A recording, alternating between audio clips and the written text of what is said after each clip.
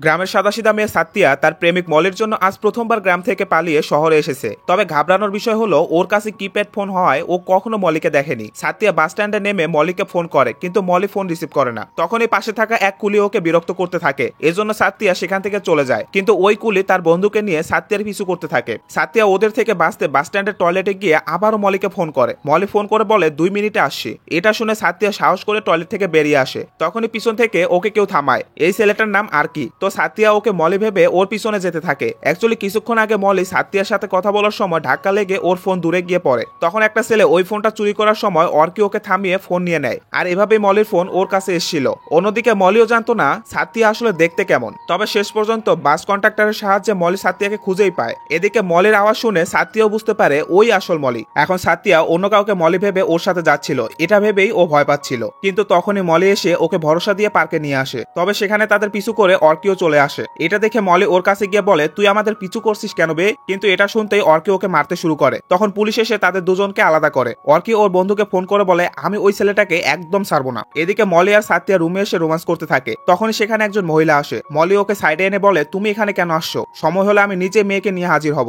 আসলে মলি এমনই গ্রামের ভোলাভালা মেয়েদের ওর প্রেমে ফাঁসিয়ে শহরে এনে এই মহিলার কাছে বিক্রি করে দিত। তবে দরজার পাশ থেকে দাঁড়িয়ে সাত্তিয়া সবকিছু শুনে নিয়েছিল। মলি ভিতরে আসতেই ও ওকে বলে, আমি এখান থেকে চলে যাব। বাট এটা শুনতেই মলির ব্যবহার একদম চেঞ্জ হয়ে যায়। আরো সাত্তিয়ার সাথে জোরাজোরি শুরু করে দেয়। অন্যদিকে অর্কিও মলিকে খুঁজতে খুঁজতে হোটেলে চলে আসে। ও মলিকে মারতে মারতে সাত্তিয়ার বিষয়ে জানতে চায়। এদিকে সাত্তিয়া মলি থেকে বাঁচার জন্য ওয়াশরুমে নিজেকে বন্দি করে ভাবছিল, এটা আমি কোথায় ভেসে গেলাম। সাত্তিয়া ভগবানের কাছে একটা ভালো বয়ফ্রেন্ড চায় এবং মনের কথা বলে। তখনই সাত্তিয়ার ফোনে সেই রং নাম্বারওয়ালা ছেলে মলি ফোন করে। সাত্তিয়া ওকে সরি বলে আর বলে, তাড়াহুড়া করে আরেকজনকে ফোন দিতে গিয়ে আপনাকে দিয়েছি। মলি বলে, কোনো সমস্যা নাই। সাথে ওর ভয়েসের প্রশংসা করতে থাকে। কিন্তু সাত্তিয়া ফোন কেটে দেয় আর ভগবানকে এই সমস্ত কথা বলতে থাকে। সন্ধ্যায় সাত্তিয়া প্রতিবেশী পার্টিতে জয়েন করে, কারণ পার্টি ওর ফ্রেন্ড লাক্সমির বাসায় হচ্ছিল। সাত্তিয়ার চিন্তাতেও নাই যে মলি ওর পিছনে পড়ে যাবে। পরে আবারও সাত্তিয়ার ফোনে মলির কল আসে। সাত্তিয়া বলে, আমি আপনাকে প্রথমেই বলেছি, ভুল করে আপনাকে ফোন দিয়েছি, তাও আপনি বারবার কেন ফোন দিচ্ছেন? এত কিছু বলার পর সাত্তিয়া ফোন কেটে দেয়। এরপর সবাই মিলে গল্প করতে শুরু করে। তবে সাত্তিয়া ভেবেছিল ও ফোন কেটে দিয়েছে, কিন্তু তা একদমই ভুল। আর সমস্ত কথা মলি শুনছিল।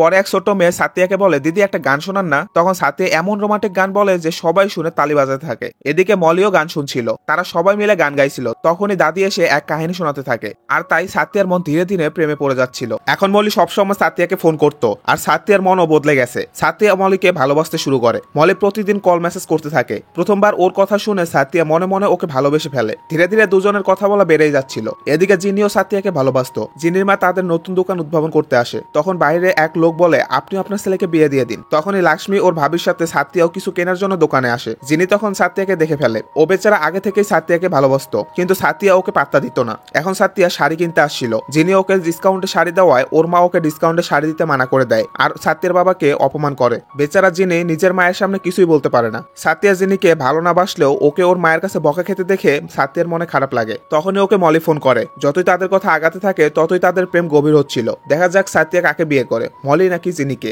বস্তিতে থাকা এক অটো ড্রাইভার মলি শুধু অটো ড্রাইভারই নয়, এক মহৎ মনের মানুষ যে বিপদে সবার পাশে থাকে। তো একদিন কলেজের মেয়েদের কিছু ছেলে ডিস্টার্ব করছিল। তখন মলি এসে ওদের বাঁচায় এবং নিজের অটোতে করে ওদের পৌঁছে দেয়। মলির এই ব্যবহার দেখে মেয়েরা ওর উপর ইমপ্রেস হয়। এদিকে সাত্তিয়ার ছোট বোন স্কুলের এক ছেলের সাথে প্রেম করতে শুরু করে। রোজানা প্রতিদিন সাইকেলে আসা যাওয়ায় রাস্তায় একদিন ওর বাবা দেখে নেয়। রেগে গিয়ে তিনি বাসায় এসে রোজানাকে বকতে থাকে। তবে রোজানা সাইকেলের বাহানা দিয়ে কোনো রকমে এবার বেঁচে যায়। এইসব সাত্তিয়াও দেখে। ও ওর বোনের অবলা প্রেম বুঝতে পারে। তাই ও তার জমানো কিছু টাকা ওর মাকে দিয়ে বলে রোজানাকে একটা সাইকেল কিনে দিতে। এদিকে মলের মিথ্যা সাহায্য চলতেই থাকে। ও ওর সোসাইটির মেয়ে ও মহিলাদের সাহায্য করে। সবাই ওকে অনেক পছন্দ করে। ও সবার কাছে এতটাই বিশ্বস্ত হয়েছে যে কেউ ওকে চোখ বন্ধ করে বিশ্বাস করে। এখন সাত্তিয়াও জানতে পারে যে ওর পোস্টার লাগানো হয়েছে। ও অনেক খুশি হয়ে দেখতে যায়। কিন্তু হঠাৎ ওর চিন্তা আসে, ওর বাবার থেকে কি এসবের পারমিশন নেওয়া হয়েছিল? এইসব ভেবে ও চলে যায়। রাস্তায় জিনি দাঁড়িয়েছিল। ও সাত্তিয়ার দিকে তাকিয়েছিল, কিন্তু সাত্তিয়া ওকে পাত্তা না দিয়েই চলে যায়। একদিন সাত্তিয়ার বাবা জিনির সাথে সরাসরি কথা বলে, যদি তোমার মা এই বিয়েতে রাজি থাকে তবে তুমি আমার বাসায় প্রস্তাব পাঠাও। এদিকে যেরকম ভালো জিনি সাত্তিয়াকে বাসে, তেমনি পান্ডু লাক্সমিকে বাসে। তফাৎ এতটুকুই যে তাদের প্রেমে কোনো কাটা নেই।